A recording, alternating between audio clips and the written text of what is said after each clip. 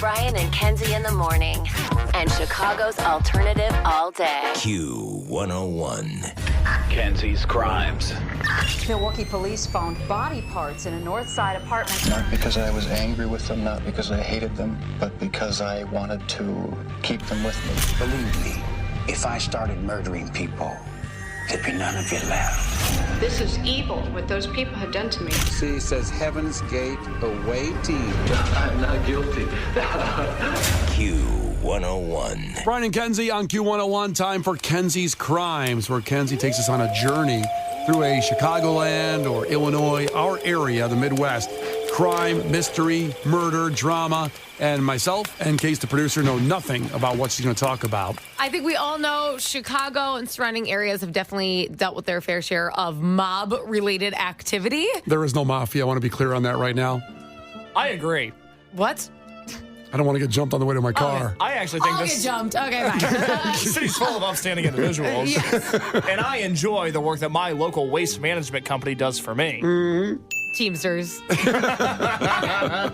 Amelia, who goes by Molly Zelko. Does that name mean anything to you? It doesn't off the top of my head. No, Really? I got nothing. Now, she was born in 1910, the daughter of immigrant parents from Slovenia. At the age of 17, she went to work as a secretary for William McCabe, who was a 42-year-old lawyer who's definitely not scared to speak his mind. So in 1932, McCabe was elected state's attorney of Will County. And Molly, who had now been with him for 5 years as an employee, not like with him marital, was elevated to the position of office manager. In 1936, McCabe lost his bid for re-election and purchased the print news service, The Spectator. Now, he promised Molly 33 shares of stock, a third of the paper, if she would assume the role of secretary-treasurer and get the enterprise on sound financial footing. Her salary was $20 a week. Just put it in perspective how different it was back then. The publication quickly stirred up the truth and some trouble by calling out local politicians, gangs, mob behavior, and a lot of people getting paid off by the law, etc. So after 12 years of that sort of coverage, someone in Joliet decided that they had enough of William McCabe. The 64-year-old publisher was ambushed on a deserted road by 4 men who beat him with baseball bats and left him for dead. You see? What? Wow. And although he lived for another 10 years, he never quite recovered. He was often in the hospital for pain, and his family said he took to covering and treating that pain with alcohol. I would.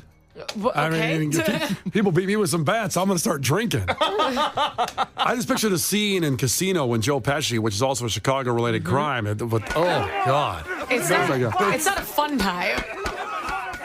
So Joliet at the time was not the most noble of era. Contractors fixed bid for public work projects and then paid kickbacks to city officials. Mayor Arthur, I believe, Janke, which would be ironic, was convicted of income tax evasion for not paying taxes on those kickbacks.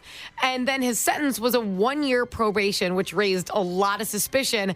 And in The Spectator, Molly wrote in print, the sentence was the equivalent of 10 lashes with a piece of macaroni. That's what she said. So Molly only trusted a handful of policemen, right, in this town, because a lot of people are getting paid off. One of them was Chief William Daggett. On January 13th in 1957, Captain Daggett, he got promoted during this time, called the coroner and told him to come to a certain address to examine the body of what they believed to be a suicide. When the coroner arrived, he found the captain on the floor of his own kitchen. Daggett had been shot twice, once in the head and once in the chest. The shot to the chest had been fired after he had fallen to the floor with a wound to his head. However, based on all this, the coroner still said the cause of death was suicide. Well, that's a hell of a suicide. It's like the coroner in Jaws. Yeah. He's a liar. It's not a good look. It's a suicide. He ran in the way of a bullet. And he was pretty accurate. His choice. He He just wanted to go out so badly. Oh, God. So Molly was part of several shutdowns during this time, including, and this is very important, helping a bill pass that outlawed pinball machines and included them to be gambling devices. Now, this is a different time. So they kind of operated back in the day more like slot machines. And if you did it well, you'd get paid out by the owner of the bar or the restaurant where it was. So it really was a true gambling device at the time, not like the pinball machines that you put a quarter in today and you get tickets and, get a stuffed animal. That's how it was going on. Now, what's important about this is you may have heard of Francis Curry or the Curry operation. He was a mob boss with his own little Teamsters and, kind of undercover. A lot of the payouts ended up and the supplying of the machines, kind of a monopoly, if you will, all tied back to the Curry operations, okay? Molly had also sent a reporter and a photographer to document a local warehouse that was operating as a gambling den. And as a result of the spectators' attention on the operation, it closed down. And so she was really involved in shutting down money and gambling operations going on in Joliet. That operation reopened in October, about 2 weeks after Molly disappeared. Oh. So I'm going to pause right there. All right, so when we come back, we'll find out the conclusion and what happened. I'm sure Kenzie's about to tell us that in Kenzie's Crimes with Brian and Kenzie on Q101. The Brian and Kenzie Show. On Q101. Time for the conclusion of Kenzie's Crimes with Brian and Kenzie on Q101. I don't even know how you can recap and get people set up with what's going on. I'm going to make it really quick just so you understand the basis, but this is involved. This is mob boss activity.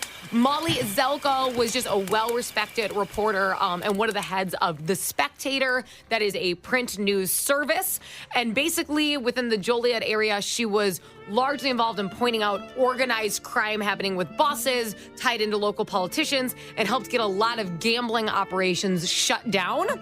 And she disappeared. Molly's last day at the paper was basically a day of deadlines because it was a Wednesday and the paper was printed on Thursdays. Now, Molly arrived at 7 a.m. She had a private phone installed in her office the month before. And she spent a lot of her time and afternoon on it, locked in her office. It rang several times that evening, and she ignored it, telling an employee on site that she knew who it was and did not want to talk to him. She went out for a bacon sandwich for dinner, which reminded me of Case, because I've never heard of this before. You've never had a bacon sandwich? I've had a BLT, but just a bacon sandwich. There's few things sweeter in life than white bread with bacon in the middle and then white bread underneath. I just like white bread. I don't want mayo. I don't want it toasted. I don't want the LT. Just give me bacon and white bread. Wow. Okay, so you and Molly, gang. Anyway. I kind of want one now, by the way. Yeah. I actually am super hungry. But anyway, hold on.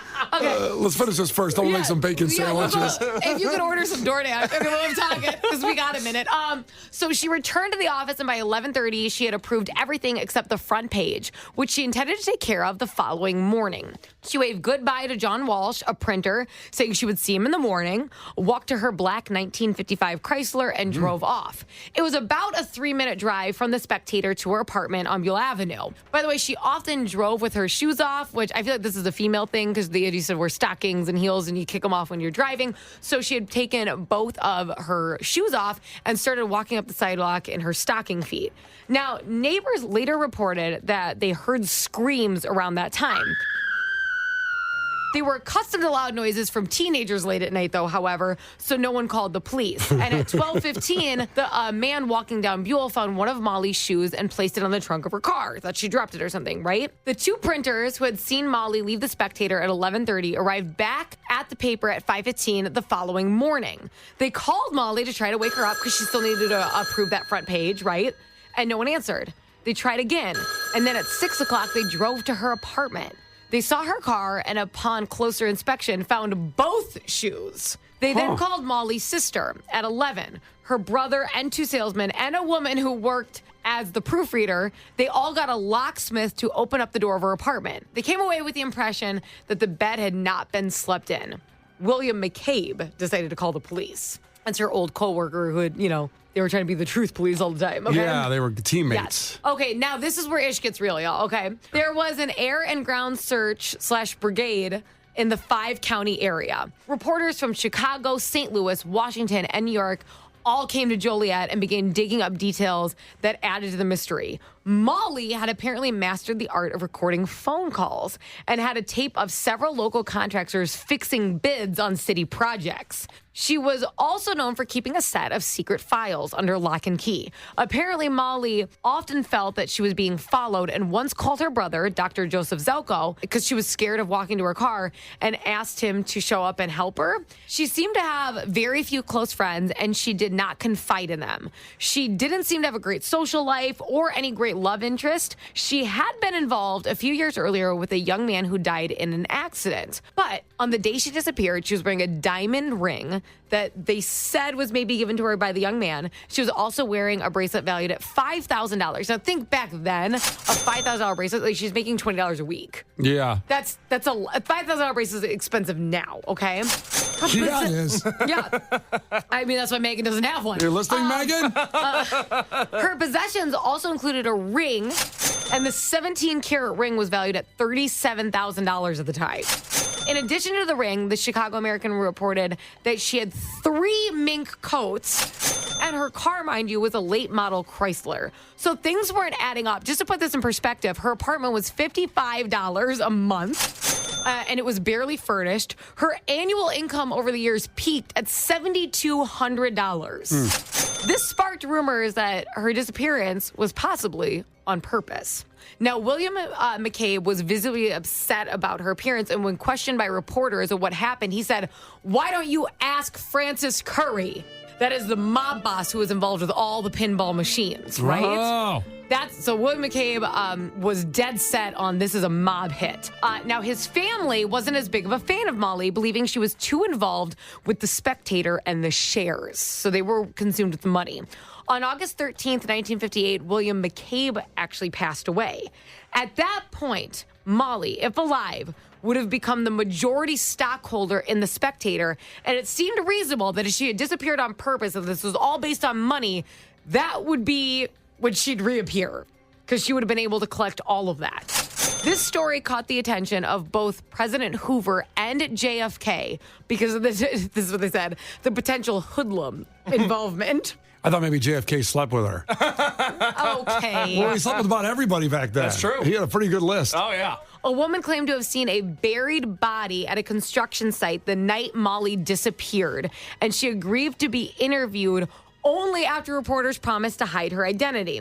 She said that she saw 4 men get out of a car on Stryker Avenue, drop a woman's body in a ditch, dug for a storm sewer pipe, and then cover the body with dirt. She went on to say that the following morning, one of the 4 grave diggers arrived at Stryker Avenue construction site and bulldozed over that grave. She told the 2 reporters that not long thereafter, someone paid her a bill at a local grocery store, and at Christmas, a $500 donation for needy families was delivered to her door. So she felt like she was being paid off by these mobsters. Armed with that lead, they tried to get Will County State's attorney interested to act, like dig up that Stryker Avenue burial. However, that would have been too costly to unearth everything. It couldn't be done with a bulldozer, and it was unlikely that she could pinpoint with exact precision where it was. She'd have to undo everything. So people in Joliet and around the world are split. Was Molly a mastermind who took money from those breaking law and ran off to enjoy her life? Or was she murdered by Francis Curry's team of hoodlums for getting pinball gambling amongst other local operations shut down and for being a beacon of truth and honesty? Was she enjoying a cold drink on a warm island, or is she still to this day buried under a construction site? Hopefully, one day we know. For now, it remains split and it remains a mystery. Amelia Molly Zelko declared legally dead January 5th, 1965. She'd be 114 if her or her remains were found today. Kenzie's Krimes. Milwaukee police found body parts in a North Side apartment. Not because I was angry with them, not because I hated them, but because I wanted to keep them with me. Believe me, if I started murdering people, there'd be none of you left. This is evil, what those people have done to me. C says Heaven's Gate away team. I'm not guilty. Q101. The Brian and Kenzie Show. On Q101. Brian and Kenzie on Q101. Time for our takeaways. And a reminder, Dougie Styles is here in for Lauren this week. You know what, guys? I was listening to you earlier in case we're going to fight right now. You guys were talking about Anchorman. Is it 20 years? Yep. 20 years ago today, it was released. No way, Case, is 22 Jump Street a funny in your top 3 of all-time comedies? I really like it.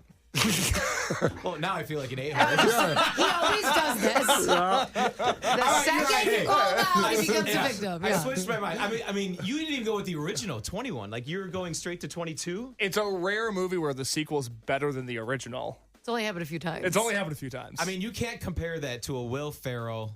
Like, even like old, you guys even mentioned Old School. Well, later on, I mentioned as you go through that whole reign there that I have Old School and Wedding Crashers super bad. So why can't we do movies like that anymore, though? They say they don't make enough money, which is sad. It's actually, the reason is not because everybody's so sensitive nowadays.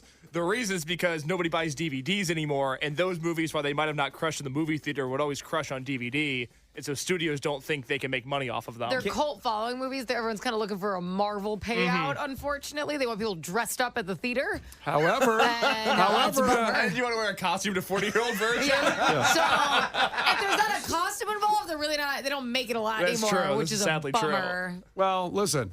As I did a little deep dive on my Wedding Crashers, it was the first R movie to make $200 million at the box office. Not bad. And set the tone for many other R movies afterward. I mean, you can't mess with Vince Vaughn either. I mean, there's so many funny guys, you know, I mean, in the world right now that you would think that Netflix or someone would bring these movies back because, I mean, Case doesn't even understand when we were growing up, Brian. Like all these movies, like all these. But there's so many funny movies. Yeah, and now there's nothing anymore. The good thing is we have those movies, and you can go watch them anytime you want and enjoy that arc of the best comedies, probably of all time, 2002 to 2010. Oh, killer. All right, let's get to our takeaways. 312-591-8300. Case, what do you got? Joe checked in from Downers Grove and said, quote, Brian is a terrible pimp. That's a fact, yeah. Tried to pimp out my wife yesterday. It didn't work. Well, she said no, so it's like... So it didn't work. That's why the slap was invented, but you don't have the cojones, you know? Yeah, that just doesn't work when you're not a team. You know, you're not on the same page. Yeah, it was all give, no take. What the hell? Okay, so Julio texted in and said Case lived in a mansion with slaves. None of that is true. Not one part of that takeaway is accurate or fair or balanced. No, it's pretty accurate. Isn't it amazing what people hear? It's amazing. It's terrifying. That's why we love takeaways at the end of the show. Like Patrick, takeaway, the progression from wench to belly dancer, the mother of dragons. Thank Kenzie. you. That's This weekend. That'll be at the Renaissance Fair this week. Case, what's on the podcast? Well, Brian tried to pimp out his wife. We learned all about that. We learned that Brian's dreams were also thwarted by a Mountain Dew commercial and how that really killed all of his hopes and dreams in its tracks. God, And made who we know today. That's right. And here he stands. When you say it like that, that's going to be the rest of my afternoon sitting in bed. They say your life was ruined by a Mountain Dew commercial. God, that's amazing. That's on the podcast as well as Kenzie's Crimes and a whole bunch more. Brian and Kenzie podcast, wherever you listen to podcasts. Brian and Kenzie in the morning. And Chicago's alternative all day. Q101.